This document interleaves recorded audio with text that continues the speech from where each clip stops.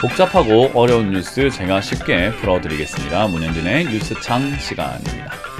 자, 오늘도 뉴스가 많이 쏟아져 나오고 그 뉴스를 보다 보면은 어떤 뉴스를 봐야 할지, 보더라도 어떻게 해석해야 될지 고민 많이 되시죠? 그거 제가 여러분들께 봐야 될 뉴스만 딱 보여드리고 그리고 해석도 해드리도록 하겠습니다. 도움 되신다면 좋아요와 구독 그리고 알람 설정까지 반드시 부탁드리면서 바로 출발을 해보도록 할게요.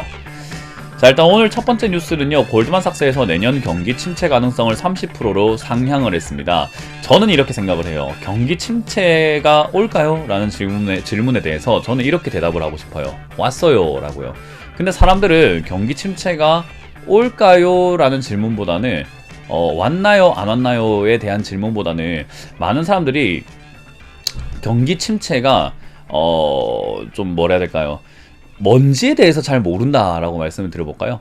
경기 침체라는 것이 도대체 무엇인가 라고 하면요, 이런 골드만삭스라던가 언론에서 말하는 경기 침체는 IMF처럼 정말 연쇄부도가 일어나서 마지막 마무리가 된 그 시점을 경기 침체라고 하는 것 같아요. 수많은 전문가들이 자꾸 경기 침체가 아직 안 오지 않았느냐라고 하는데 저는 왔다라고 생각을 하고 있고 지금 와 있는 중이다 생각을 하는데, 이들이 말하는 경기 침체는 진짜 개박살이 나는 걸 이야기하는 것 같아요. 그래서 그 개박살 날 가능성을 30%로 상향을 했다라는 것이, 먹고 살기 힘들어지고 지금 우리가 흔히 말하는 제조업의 아랫단, 그러니까 아랫단이라고 할 만한 그런 하청의 하청기업들은 벌써 무너지고 있거든요. 중소기업들은 무너지고 있고 부도가 나고 이미 약간 보여져요. 그게 여러분들도 아마 주변에서 그런 일들 조금씩 눈에 띄기 시작을 할 거라는 거죠.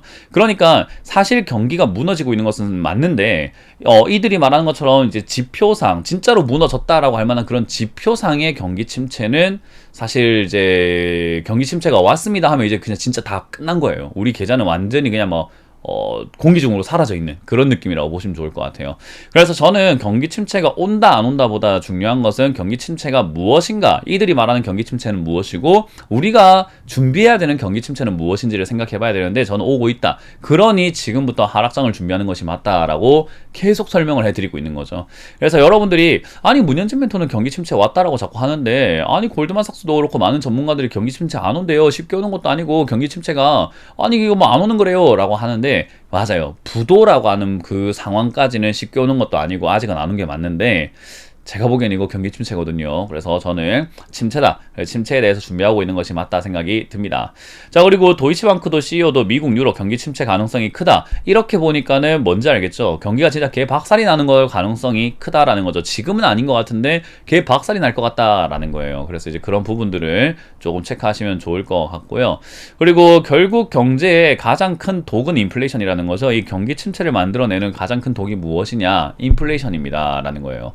파월 의장도 이번에 청문회에서 그런 이야기를 했죠. 인플레이션을 무조건 잡겠다, 그런데 경기 침체는 불가피할 것 같다라고 이야기를 하는 거거든요. 인플레이션 잡기 위해서는 물가가 올라가니까 금리를 자꾸 올릴 수밖에 없는데, 금리 올라가면 부채 터진단 말이에요.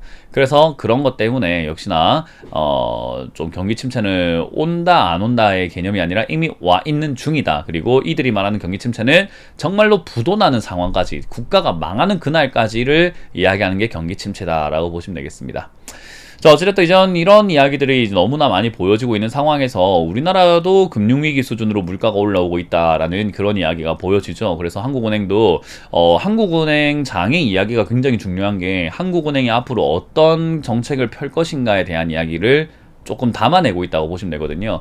그래서 이창용 총재가 올해 물가가 금융위기 수준으로 웃돌 수 있다라는 것을, 웃돌 수도 있어요, 그러니까 난 몰라요, 이런 느낌은 아니에요. 웃돌 수도 있어요, 그러니까 내가 금리 인상하는 거 명분입니다. 이게 명분 있는 거예요. 아시겠죠? 부채가 터지더라도 우리가 물가를 잡기 위해서 지금은 좀 금리 올려야 됩니다, 나 분명히 이야기한 거예요 라는 느낌인 거죠. 그러니까 물가가 금융위기 수준으로 올라가고 엄청나게 치솟아 올라갈 건데 난 모르겠습니다, 이런 느낌은 아니라는 거예요. 그래서 여러분들도 그 점을 명심하시면은, 역시나 한은에서 이런 이야기 했다는 것은 역시나 빅스텝으로 넘어갈 수 있다는 것을 시사하더라 라고 예상을 해볼 수 있을 것 같고요. 그런 상황에서 경기 침체가 왔나 안 왔나 계속 논하고 있지만 무역 적자가 많이 나오고 있잖아요. 돈 까먹고 있다는 거예요. 우리나라도 하나의 기업이거든요. 전 세계 글로벌 국가들 중에도 이 국가들이 다 하나하나가 기업이라고 생각했을 때 우리나라도 기업이에요. 근데 적자가 나고 있다? 여러분, 기업이 적자가 나는데 어떻게 멀쩡하다라고 이야기할 수 있겠습니까?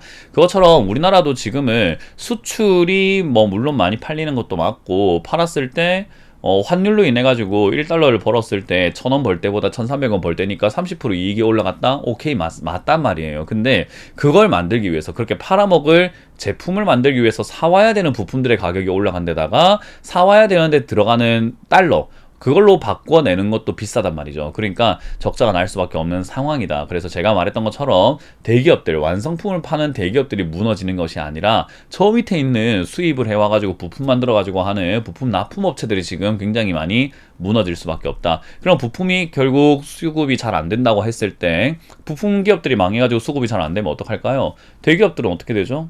대기업들은 완성품을 만들 수가 없으니까 연쇄작용으로 매출이 떨어지게 되는 거죠. 그래서 이제 그런 부분들이 저는 경기 침체로 지금 벌써 오고 있다라고 말씀을 드려보는 거고, 그리고 그런 일들이 진짜로 많이 발생이 되고 현실로 이뤄졌을 때는 그건 경기 침체가 아니라 뭐 경기 붕괴라고 표현하는 게 맞는 것 같아요. 그래서 이제 그런 부분들을 조금 기억해보자라고 보시면 되겠습니다. 자, 어찌됐든 뭐 제가 뉴스창을 지금 벌써 한 2년째 진행을 해오고 있는 것 같긴 한데요. 그 2년 동안 여러분들께 계속 말씀드렸던 게 그런 것 같아요. 뭐 다들 우려다 하는데 그게 다 현실로 일어나고 있고 제가 말했던 게 지금 다 일어나고 있어요. 그러니까 많은 분들이 그 아직 일어나지 않은 일을 자꾸 예측만 하는 거 아니냐라고 했는데, 네, 맞아요. 일어나지 않은 일을 예측만 했을 뿐인데 이제 일어나고 있잖아요. 그럼 지금 일어나고 있을 때 여러분들이 미리 준비했어야 되는데 도대체 뭐 하고 있겠냐라는 거죠.